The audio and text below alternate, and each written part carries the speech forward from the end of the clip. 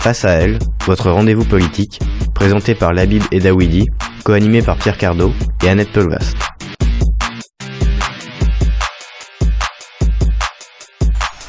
Bonjour Margot et merci Madame, Messieurs, bonsoir. Effectivement, ce soir on reçoit Claude Lemel, un parolier. Peut-être que son nom ne vous dit rien, mais quand vous allez écouter les musiques qu'on vous postera tout à l'heure, vous comprendrez qui c'est. Mais pour m'accompagner bien entendu sur cette émission, j'ai la fameuse et très belle, très intelligente, tout ce qu'on veut, Annette Pelvast. Bonsoir Annette. C'est la fête aujourd'hui. Oui. Bonsoir la Bible. Et puis que dire de mon ami Pierre Cardot. Que dire, l'homme qui a abandonné tous ses mandats de son plein gré. Bonsoir Pierre Cardot. Bonsoir la Bible. Claude Lemel, bien entendu. Bonsoir Claude. Bonsoir la Bible et puis bonsoir à tout le monde. Et puis on a une petite nouveauté qui aurait dû déjà avoir lieu sur les précédentes émissions, mais elle était souffrante. On a Manel avec nous ce soir qui fera le portrait de l'invité. Bonsoir Manel. Bonsoir tout le monde. Mais avant, on va commencer par ce qu'on appelle l'habitude. On va dire que le coup de gueule, le coup de cœur. Annette, coup de gueule, coup de cœur.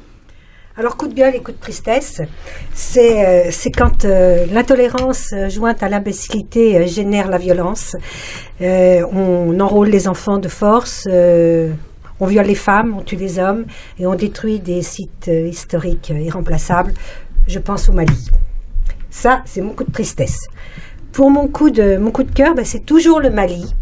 Parce que quand on voit quand même que malgré tout, les organisations humanitaires internationales, les États, finissent par se mobiliser pour protéger et les populations et les sites, c'est un coup d'espérance. Pierre Cardot, votre coup de... Alors vous, j'aime bien vos coups de gueule comme vos coups de cœur, parce qu'ils sont souvent avec du second degré, un peu piquant. Allez-y. Bon, on va voir si j'y arrive. Je vais commencer par le coup de cœur, peut-être... Ça concerne les geôles et les geôliers mexicains. Ah. Vous voyez pas à quoi je vais en arriver ? Allez-y. Ils ont réussi à nous rendre en pleine forme et de bonne humeur, sans la moindre amertume, une Florence pas cassée du tout, après un séjour de 7 ans dans leur système carcéral. Chapeau quand même. C'est un miracle que nous voudrions importer dans nos prisons françaises, qui explique sûrement qu'autant de personnalités, de journalistes soient allés l'accueillir à l'aéroport et l'interviewer ensuite. Je pense que, après avoir fait voter le mariage gay, Madame Taubira prépara une loi pour la prison gay.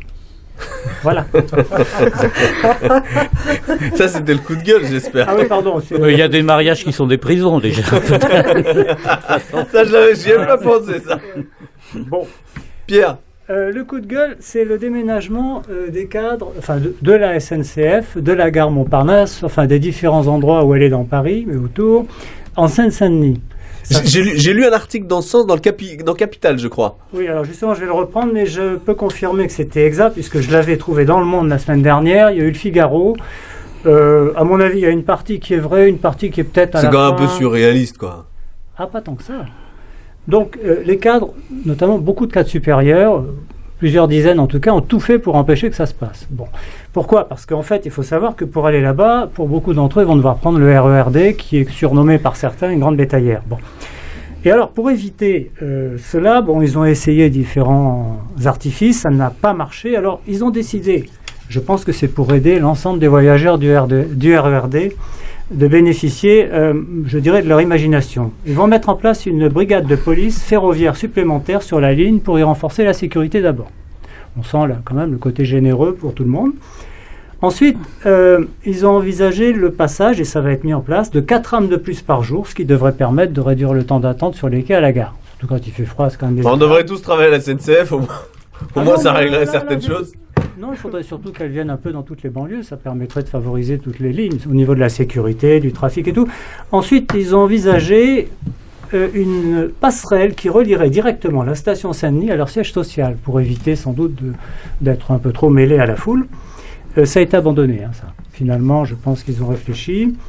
Alors là, à mon avis, Capital, ils exagèrent parce qu'ils prétendent qu'ils s'apprêteraient, selon leurs informations, à mettre en service un certain nombre de wagons de luxe en tête de rame, avec fauteuil velours, hôtesse à cigares et service à la table. Là, je pense que Capital est allé un peu loin. Je n'ai pas retrouvé ça dans le Figaro ni dans Le Monde. Claude, votre coup de cœur de la semaine.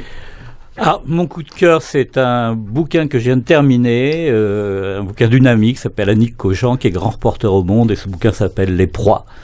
C'est un livre magnifique sur une atrocité, sur les harems de Kadhafi et la façon dont il s'est comporté vis-à-vis de beaucoup de jeunes femmes et de jeunes hommes d'ailleurs, il faut bien le dire aussi. Le courage vraiment qui a été celui d'Annick, dans tous ses déplacements là-bas, et d'interroger les gens, c'était pas évident du tout.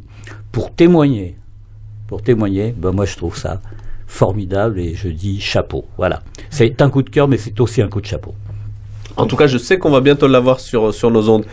Et puis le coup de gueule. Le coup de gueule, c'est la référence fric. Ça, c'est quelque chose qui m'exaspère. Je n'en peux plus.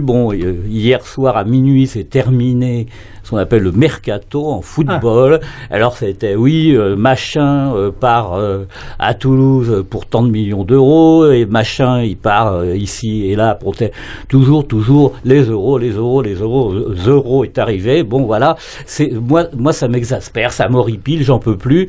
Moi qui aime tellement le sport, maintenant quand je vais aller au Stade de France voir l'équipe de France jouer, je vais voir jouer des chiffres. Et ça, j'en peux plus. Et c'est comme, si vous voulez, dans le domaine artistique, quand vous êtes dans un dîner en ville et que, comme moi, vous écrivez des chansons, alors, et vous, monsieur, qu'est-ce que vous faites dans la vie? Alors, il y en a un qui est médecin, l'autre qui est avocat. Et vous? Moi, j'écris des chansons. Non, mais comme métier. C'est la première réaction. Non, mais je vous assure, j'écris des chansons. Ah bon, pour qui vous avez écrit? Alors, j'énumère un petit peu mes interprètes. Oh, qu'est-ce que vous devez gagner comme pognon? Voilà. Au lieu de dire, tiens, telle chanson, j'aime bien, tel artiste, j'aime bien, etc. Marre de la référence fric. Ça, c'est un vrai coup de gueule. Et ça, c'est un vrai coup de gueule. Voilà, bravo. On va parler dessous tout à l'heure. On va reparler du foot aussi. On en parle. Moi, en fait, la semaine dernière, autant j'avais pas de coup de gueule. Autant la semaine dernière, j'avais pas de coup de cœur, il y avait tellement de coups de gueule, et cette semaine, j'ai décidé d'inverser. J'ai 2 coups de cœur. Le premier, c'est quand même, ça va vous surprendre encore une fois de plus, mais le premier, c'est David Beckham.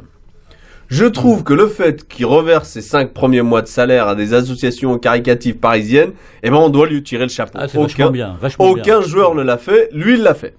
Ça, c'est mon premier coup de gueule. Il n'a pas besoin de ça pour vivre. Mais d'accord, très bien. D'autres en ont encore plus et ne le font pas. C'est parce qu'il sait que sinon, il va se faire prélever à 60 ou 75%. On ne sait plus très bien. C'est peut-être mais en tout cas, il a quand même le mérite d'avoir fait ça. Non, mais attendez. Il a quand même le mérite d'avoir fait ça. Je savais bien qu'elle allait se réveiller brutalement.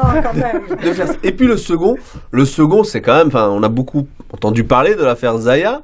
Zaya par-ci, Zaya par-là. Zaya fait travailler l'industrie française aujourd'hui. Sa production de sous-vêtements, elle l'a fait en France, dans le groupe Lojabis de mémoire. Donc je trouve que c'est très bien. On dirait qu'on produit français. Avant, elle donnait surtout dans le survêtement. Maintenant, c'est dans le sous-vêtement. Elle a progressé. Elle fait rêver, cette jeune femme. Comment ça, elle te fait rêver? Enfin, moi, pas que moi. Petit canaillou. Moi, elle m'a fait peut-être rêver. Il y en a d'autres, ça a été au-delà. Mais je trouve quand même qu'après avoir investi l'équipe de France au point de la mettre sans dessus-dessous, elle a fini par choisir d'investir les dessous par-dessus tout. Waouh! On va passer au portrait de l'invité par... Non, j'aurais dit une connerie de plus. Allez-y, vous n'en êtes pas à votre première, allez-y. Une petite devinette. Qu'elle pourrait reprendre d'ailleurs à son compte, qui pourrait convenir d'ailleurs aussi bien à son rôle social qu'à l'un des dessous qu'elle va commercialiser. Je vous la cite et vous essayez de trouver de quoi je parle. C'est une vieille publicité, sur des dessous justement. Soutient les faibles, retient les forts et ramène les égarés. D'après vous, c'est quoi? Bon, allez, on donnera pas la réponse. On va parler de notre invité. Mais avant notre invité, le jingle de Manel. La chronique de Manel. Alors tout d'abord, bonjour Claude Lemel. Bonjour. Alors pour tous ceux qui ne le connaissent pas, Claude Lemel, c'est celui qui a écrit les chansons françaises qu'on a tous chantées à un moment dans notre vie. Et même les plus jeunes, ils ont déjà entendu parler de l'été indien. De Julio Iglesias à Nana Mouskouri en passant par Johnny Hallyday, on a tous vécu des beaux moments de notre vie sur ces chansons. De votre jeune vie, hein. Mais pour mieux connaître l'artiste, un petit tour de sa vie si captivante. Très tôt, le jeune Claude est passionné par la musique, il fréquente le petit conservatoire de Mireille, se produit ici et là, jusqu'au jour où il rencontre Joe Dassin. Alors commence l'une des plus belles collaborations de la chanson française entre cet interprète hors pair et le brillant parolier. Claude Lemel se fait très vite un nom dans la chanson et écrit pour des artistes comme Dalida et Michel Sardou. En 1979, il écrit « Je t'aimerai », un des plus gros succès du chanteur d'origine italienne, Serge Reggiani. Il continue son ascension en travaillant avec Julio Iglesias, Mireille Mathieu et même Michel Fugain, des légendes de la chanson française. Parmi ses interprètes, on compte aussi Gilbert Montagné et même le monstre sacré du rock, Johnny Hallyday, pour qui il écrira notamment « Quand un homme devient fou ». Et depuis, Claude Lemel a fait un bon bout de chemin dans le monde si beau et si dur qu'est la chanson. Il anime des ateliers d'écriture, il est président de la SNAC, le syndicat national des auteurs et compositeurs, et il est aussi président d'honneur à la SACEM. Alors pour tout vous résumer, Claude Lemel, c'est la plus française par excellence, le genre de parolier qu'on ne fait plus. Et on peut dire aujourd'hui qu'il fait partie intégrante du patrimoine français. Bravo. Magnifique. Voilà. Alors ça, c'est du portrait. Et ben, on va s'écouter quelques extraits de quelques-unes de chansons écrites par Claude Lemel. Rosalie, Rosalie, auprès de moi. Tous les jours, je pense à toi. Ça vient d'où, m'a dit d'où ton grand dédain. Je suis seul au dodo, j'ai plus chagrin. Rosalie, Rosalie, tout de suite. Tu me tues, je suis fou, je suis foutu. Toi non plus, tu n'as pas changé. Je l'aimais, mes perfums légers. Je l'aimais, mes petits sourires. Qui en dit long, sans vraiment le dire. Non, toi non plus, tu n'as pas changé. J'avais envie de te protéger, de te garder, de t'appartenir. J'avais envie de te revenir. On s'est aimé comme on se quitte, tout simplement sans penser à demain. À demain qui vient toujours un peu trop vite. Aux adieux qui quelquefois se passent un peu trop bien. J'ai le blues de toi, de tes silences tendus de ta voix. J'ai le blues de toi, sans qui j'ai tant de mal à être moi. J'avais envie de faire mon ciel dans ton affaire. Ça me rend fou, je crois, le blues de toi. Pierre. Pas moi. Bien, après le portrait qu'a dressé notre jeune collègue, j'avoue que j'ai envie pratiquement de ne rien dire, tellement c'était bien fait. Non, mais bon, Claude, bon, vous êtes né à Paris un peu avant moi, je crois. Je suis né à Paris le 12 octobre 1945, Oui. dans le 12e. C'est cela. Alors, vous étiez passionné de foot, d'histoire, vous avez même réussi à avoir la licence, et on pouvait supposer que vous alliez suivre la filière de l'enseignement. Et finalement, Bah, je me suis fait happer par la chanson pendant que je préparais Normal Sup en Cagne à Henri IV. J'avais un groupe c'était Henri IV. de copains qui étaient fans de chansons et qui, bon, comme j'écrivais des chansons, ils m'ont poussé vraiment à faire des concours, à me présenter, et de fil en aiguille, je suis rentré effectivement au petit conservatoire de la chanson. Donc mon année de Cagne a été une année double, parce que j'étais à la fois en Cagne à Henri IV et au petit conservatoire, et bon, c'est la chanson qui l'a emporté. Oui, mais en même temps que vous faites le petit conservatoire, si je ne m'abuse, vous commencez à aller dans de nombreux cabarets. Oh, de nombreux, bon, c'est beaucoup dire.